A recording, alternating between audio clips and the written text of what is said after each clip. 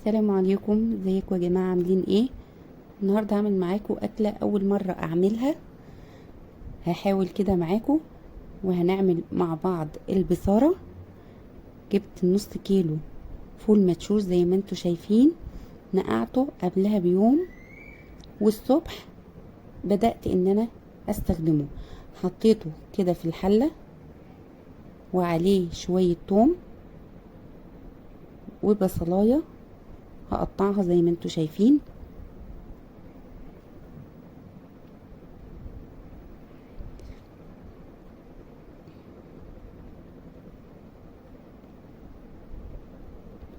وحزمتين كزبره هقطعها برضو عليهم.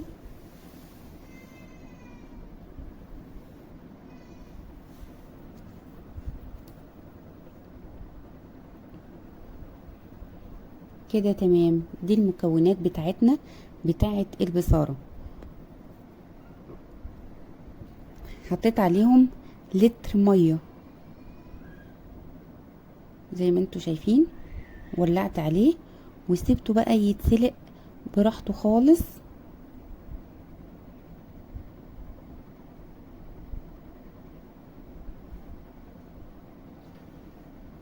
عقبال ما احنا بقى نجهز الحاجات التانية.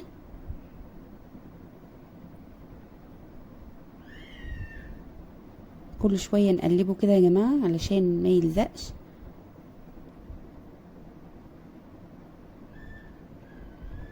اهو بدأ يغلي اهو، برضو هنسيبه لحد ما يستوي خالص. نكون احنا بقى ايه، جبنا بصلتين زي ما انتوا شايفين، هقطعهم مكعبات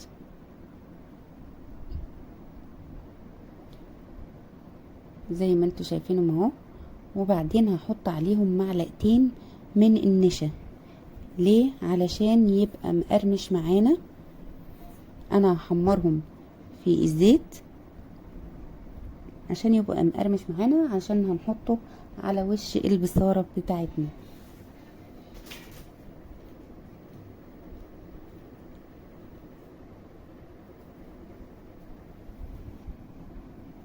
هنقلبهم. انا سبتهم بقى مع النشا كده حوالي ربع ساعة قبل ما ابدأ ان انا احمره في الزيت. في طاسة على النار حطيت الزيت،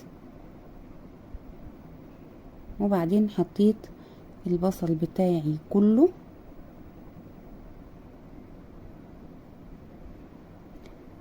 وسبته بقى ايه يتحمر براحته كده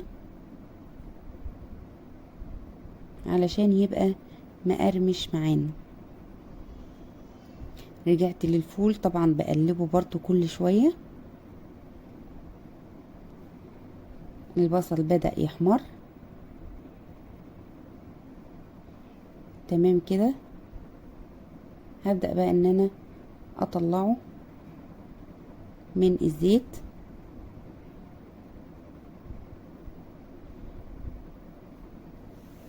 والزيت دوت طبعا هنستخدمه، مش هنرميه، هنستخدمه بعد ما نطلع منه البصل. نركنه على جنب لحد ما نعرف احنا هنستخدمه امتى.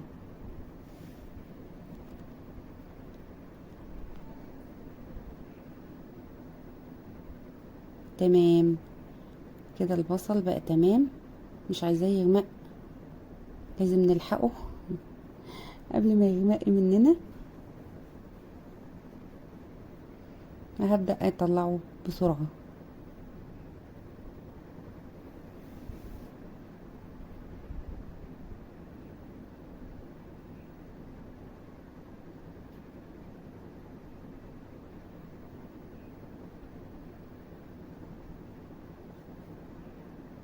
كده انا طفيت عليه لحد ما اطلعه كله اهو. سامعين الخرفشة؟ ما شاء الله، مش طري ولا حاجة، زي ما انتوا شايفين اهو. هنسيبه بقى على جنب لحد ما نشوف البصارة بتاعتنا. الفول بتاعنا استوي واتهرى زي ما انتوا شايفين.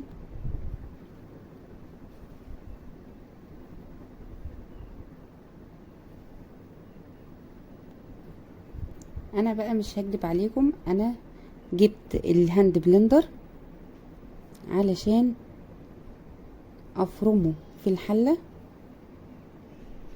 بس لقيتها محاولة فاشلة لان البصارة زي ما انتوا شايفين الخضرة ما اتفرمتش نهائي معايا بالهاند بلندر. حاولت معاها وبرضو منفعش ان هي تتفرم بالهاند بلندر اطلاقا. الفول هو اتفرم والخضرة زي ما هي. طبعا رجعت زي الشطرة كده ورحت للخلاط بتاعي حبيبي وفرمت فيه البصارة بتاعتي.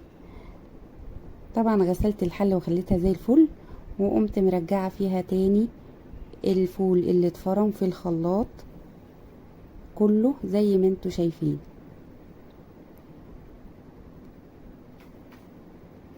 طبعا بنقلبها بقى كل شوية علشان ما تلزقش والناس تشمت فينا. نفضل نقلب بقى. دلوقتي هنحط بقى التوابل بتاعتنا: معلقة كمون، معلقة كزبرة ناشفة، نص معلقة فلفل اسود، معلقة كبيرة ملح. طبعا احنا هندوق الملح لو لقيتها محتاجة هحط برضو.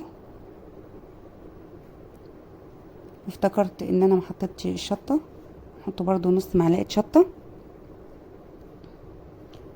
ونقلب تاني علشان ما تلزقش من تحت وتبوظ مننا وشهد بنتي تشمت فيا عشان هي ما كانتش عايزاني اعملها، لان هي اكيد طبعا مش هاكل الشيء الاخضر المثلث ده.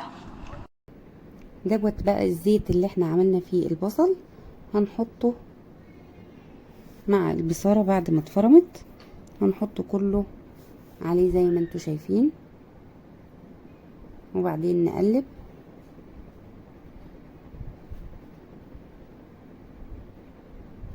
اللي عايز يزود الخضرة يا جماعة ممكن يزودها عادي، بس انا اكتفيت بحزمتين الكزبرة اللي انا حطيتهم. انا دقت الملح لقيته محتاج شوية فزودته. طبعا لازم ندوق الحاجة.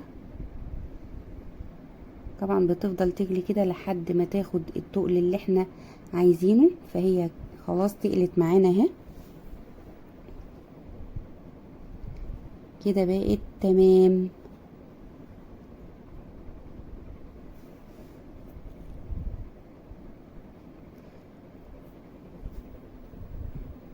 الحمد لله ما لزقتش ولا حاجة وشهد مش هتشمت فيا. بدأنا بقى ايه نصب كده البصارة بتاعتنا في الاطباق. طول ما احنا بنصب بنقلب برضو علشان ما تلزقش.